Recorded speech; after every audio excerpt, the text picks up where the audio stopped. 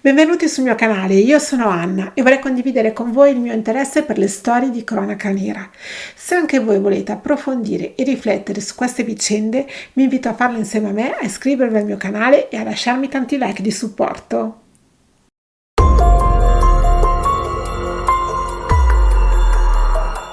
Un uomo ucciso da 3 coltellate mentre sta facendo l'amore con sua moglie. All'apparenza una rapina finita nel sangue che in realtà nasconde un terribile piano elaborato da 2 amanti diabolici. Oggi vi racconto la storia del delitto di Via Pisani, la storia di Patrizia Badiani e Gennarino Clausi. Patrizia ha conosciuto suo marito Agnello Fontanarosa, detto Anello, quando lei aveva solo 15 anni e lui 21. Per Patrizia Anello è il primo grande amore. Non aveva avuto altre storie prima di conoscere lui. Dopo 5 anni di fidanzamento i due si sposano e un anno dopo nasce la loro bambina, Francesca. Patrizia lavora come impiegata in un ufficio di informazioni commerciali, mentre Nello è un poliziotto in servizio al 113. Abitano in via Pisana in località Casellina, frazione di San Dicci, a Firenze, in una modesta villetta a 2 piani, fresca di ristrutturazione, con orto e giardino sul retro. Nella villetta, in un appartamento al piano terra, abitano i giovani coniugi, mentre al piano superiore abita la madre di Patrizia. Una coppia apparentemente perfetta a cui non manca nulla, belli, giovani e con lavori soddisfacenti. Nella notte, tra sabato 14 e domenica 15 gennaio 1984, circa alle 3 del mattino, il silenzio della villetta viene squarciato dalle urla di Patrizia. Terrorizzata e completamente nuda, si precipita fuori dal suo appartamento. Patrizia è sporca di sangue e ha una ferita sul braccio. Il sangue, però, non è il suo, è quello di Nello. Patrizia suona agli inquilini che abitano sul suo pianerottolo per chiedere aiuto. Gli inquilini cercano di capire quello che la donna, sconvolta e sotto shock, sta tentando di spiegare.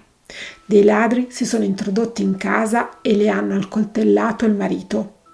Parte la chiamata al 113, risponde un collega di Nello e scatta l'allarme.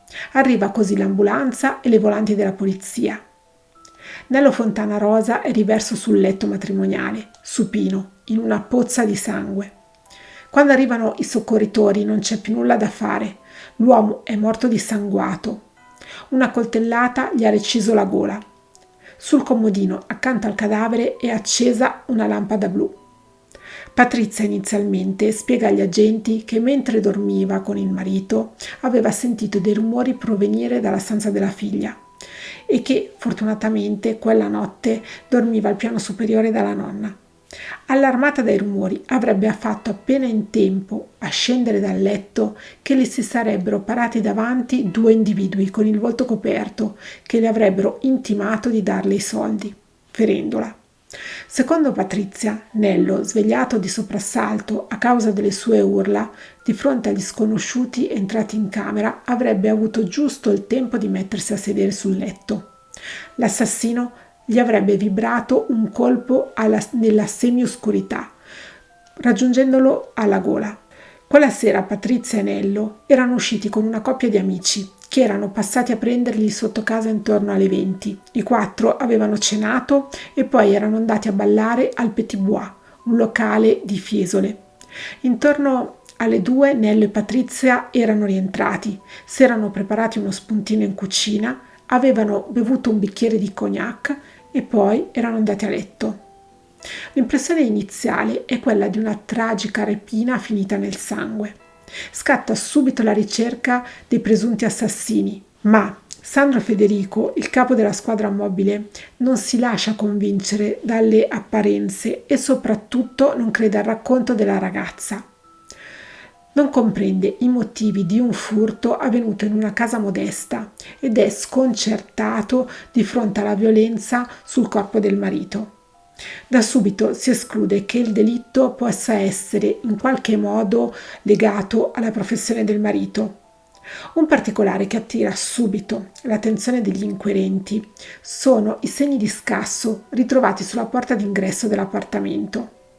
La serratura è forzata con un taglio sul legno all'altezza del chiavistello, ma i truccioli sono all'interno dell'appartamento, non all'esterno. I risultati dell'autopsia effettuati sul cadavere di Nello fanno emergere altre incongruenze rispetto alla versione fornita da Patrizia. Durante l'esame necroscopico, infatti, i medici legali Mauro Mauri e Franco Marini scoprono che l'assassino non ha vibrato un unico colpo di coltello, quello alla gola, come si era creduto all'inizio. I colpi sferrati sono stati 3, uno alla gola e 2 alla schiena. Delle 3 ferite, nessuna di per sé è stata mortale. La giugolare non è stata recisa. La morte è avvenuta per dissanguamento e non è stata nemmeno rapida. L'agonia è durata un quarto d'ora. L'arma utilizzata è un coltello largo e senza punta. Il corpo di Nello, però, è stato trovato disteso supino, con le coperte tirate su fino alla vita. Il taglio alla gola è appena di 3 centimetri. Gli inquirenti non capiscono quando Nello possa essere stato colpito alla schiena. Inoltre, le coltellate sono state inferte con un'estrema forza e ferocia. Un fendente è arrivato a ledere il midollo spinale, l'altro a spaccare un polmone. La violenza dell'aggressione è tale che la spalliera del letto matrimoniale è caduta a terra, provocando un tonfo, che è stato avvertito dagli altri inquilini della palazzina. In seguito al tonfo, però, non si sono sentiti altri rumori. Un silenzio di circa 15 minuti prima che Patrizia suonasse il campanello dei vicini di casa. Cosa ha fatto Patrizia in quel quarto d'ora? Quando e come Nello aveva subito i colpi alla schiena? A queste domande la vedova non sa rispondere. Il funerale di Nello si è svolto 2 giorni dopo il delitto, martedì 17 gennaio alle 16:20.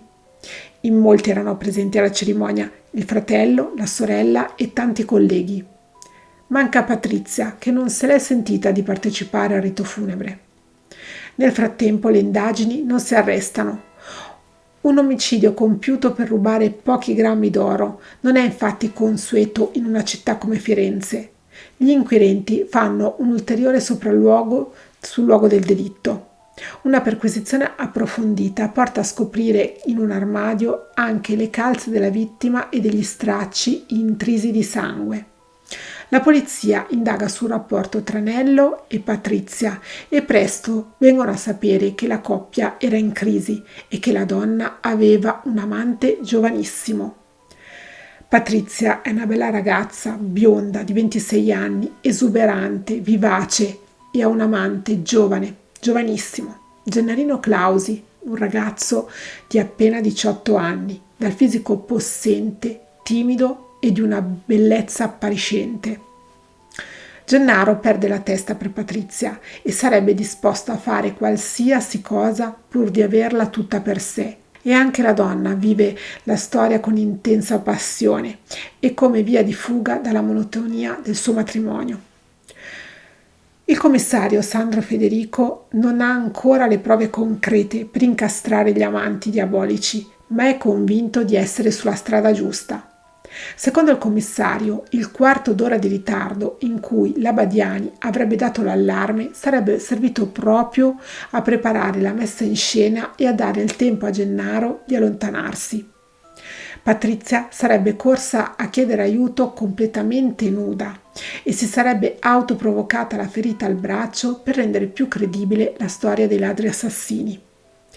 Patrizia e Gennaro vengono arrestati con l'accusa di omicidio volontario premeditato. Quel delitto orribile non è una rapina e gli interrogatori pressanti sulla coppia portano a una rapida confessione. A confessare per prima è Patrizia, che accusa il giovane amante. Gennaro crolla sotto il peso del rimorso e ammette di essere stato lui a uccidere Agnello Fontanarosa. Secondo il ragazzo, però, a organizzare tutto è stata Patrizia, che si sarebbe approfittata del fatto che lui era perdutamente innamorato di lei e che la voleva soltanto per sé. L'omicidio di Via Pisana adesso non è più un giallo. I colpevoli sono stati arrestati. Ora prende il via un'altra storia, quella della guerra tra 2 verità contrapposte, quella di Patrizia e quella di Gennaro. Patrizia urla a gran voce la sua innocenza e dà un'altra versione dei fatti accaduti quella notte. Lei e il marito erano a letto e stavano facendo l'amore. Nello era sopra di lei, per cui Patrizia non avrebbe potuto accorgersi di Gennaro che era entrato nella stanza. Nella stanza, inoltre, era accesa soltanto quella lampada bluastra che da sola non riusciva a illuminare totalmente il buio. Accecato dalla gelosia di fronte alla scena di intimità tra i due coniugi, Gennaro si sarebbe scagliato contro Nello, mentre lei, impietrita, non avrebbe potuto fare altro se non stare a guardare. E in quei concitati momenti che si sarebbe ferita al braccio. Dopo l'aggressione al marito, l'amante le avrebbe intimato di cancellare le tracce e di raccontare alla polizia la storia dei ladri, altrimenti avrebbe fatto male a sua figlia. Dopo aver abbracciato per qualche minuto il marito, Patrizia sarebbe corsa a chiedere aiuto. Secondo Patrizia, la relazione con Gennaro non sarebbe stata né di passione né di amore, ma era solo un'ossessione da parte di quel ragazzino nei suoi confronti, un'ossessione a cui lei non avrebbe avuto la forza di opporsi. La donna negherà sempre di aver pianificato l'omicidio del marito insieme al giovane amante, che avrebbe fatto tutto da solo. Patrizia ammette di aver tradito il marito e di essersi lasciata convincere dall'amante a coprirlo. Secondo Gennaro Clausi, invece, Patrizia voleva uccidere Nello e lo avrebbe convinto a farlo. Gennaro racconta di aver colpito l'uomo mentre la moglie lo teneva fermo. Gennaro rivelerà di essere fuggito passando dalla finestra della camera della bambina, la stessa da cui era entrato. Uscito dal villino avrebbe gettato il coltello in un laghetto lì vicino, in Biuzzo degli Antinori. Secondo Gennaro, Patrizia lo avrebbe chiamato il giorno prima, fornendogli i dettagli del diabolico piano. Lei e il marito sarebbero usciti, facendo così in modo che la piccola Francesca quella notte si fermasse a dormire dalla nonna. Quindi sarebbero rientrati intorno alle 2 di notte e lei avrebbe lasciato aperta la finestra della camera di Francesca e, quando fosse arrivato il momento giusto, gli avrebbe fatto un segnale luminoso, accendendo e spegnendo per 3 volte una lampada. Lui, a quel punto, avrebbe dovuto introdursi in casa per portare a termine il piano. Gennaro spiega anche il movente dell'omicidio. Patrizia voleva separarsi dal marito, ma temeva che l'uomo non le avrebbe concesso il divorzio e temeva inoltre che non le sarebbe stata affidata la bambina per via della relazione extraconiugale. Al processo testimonierà anche la madre di Gennaro, raccontando che la donna si era accorta che Patrizia aveva plagiato il figlio, giovane e immaturo, e che era anche intervenuta proprio la sera di Natale, affrontando Patrizia. Gennaro era l'ultimo figlio di una coppia di immigrati dalla provincia di Cosenza. Viene descritto da tutti come un ragazzo apparentemente timido e dal carattere chiuso, con pochi amici e pochissime amiche. Quella con Patrizia sarebbe stata la sua prima storia d'amore importante. I vicini raccontano che la mattina dopo il delitto anche lui era in strada tra la folla di curiosi e non tradiva alcuna emozione, come un attore consumato. Per la procura, la storia riferita da Gennaro è più verosimile perché ha maggiori riscontri oggettivi. Patrizia e Gennaro si scambiarono un ultimo bacio proprio la sera dell'omicidio. Poi comincia la guerra a un processo che li vede avversari, al punto che durante le udienze e quando affronteranno il giudizio finale non si guarderanno neppure in faccia. Al processo, in corte d'assise di Firenze, l'aula è affollata di gente.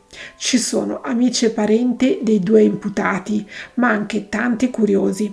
Il processo agli amanti diabolici ha calamitato l'interesse dell'opinione pubblica. Da una parte c'è Patrizia, secondo l'accusa amante cinica e perversa, disposta a tutto pur di sbarazzarsi di un marito scomodo.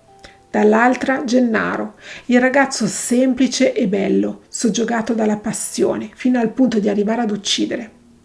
Gennaro confessa di essere l'autore materiale del delitto, ma indica in Patrizia l'ideatrice del torbido piano di morte. I giudici hanno davanti 2 imputati di un atroce delitto e 2 versioni dei fatti che si presentano inconciliabili. La premeditazione è la questione fondamentale intorno a cui ha ruotato tutto il procedimento giudiziario. Sabato 10 maggio 1986 il giudice rientra in aula dopo 3 ore di Camera di Consiglio e legge il dispositivo della sentenza. Patrizia Badiani è stata condannata alla pena dell'ergastolo. Gennaro Clausi a 22 anni di reclusione. A Patrizia è stata negata ogni attenuante. Detenuta presso la casa circondariale femminile di Perugia, Patrizia ha avuto la possibilità di studiare. Ha studiato giurisprudenza. Inoltre ha conosciuto il ragazzo tramite corrispondenza e successivamente con lui si è sposata e ha avuto un figlio. Appare lontana la tragedia di molti anni e sembra che per lei ci sia stata la possibilità di rifarsi una vita nuova. Io mi auguro che questo video sia stato di vostro interesse, vi invito a iscrivervi al canale se non l'avete ancora fatto e soprattutto ad attivare tutte le campanelle delle notifiche perché spesso nella sezione della community lascio gli aggiornamenti sui casi. Io vi aspetto sempre qui, sempre domenica alle 10. Un bacione, ciao!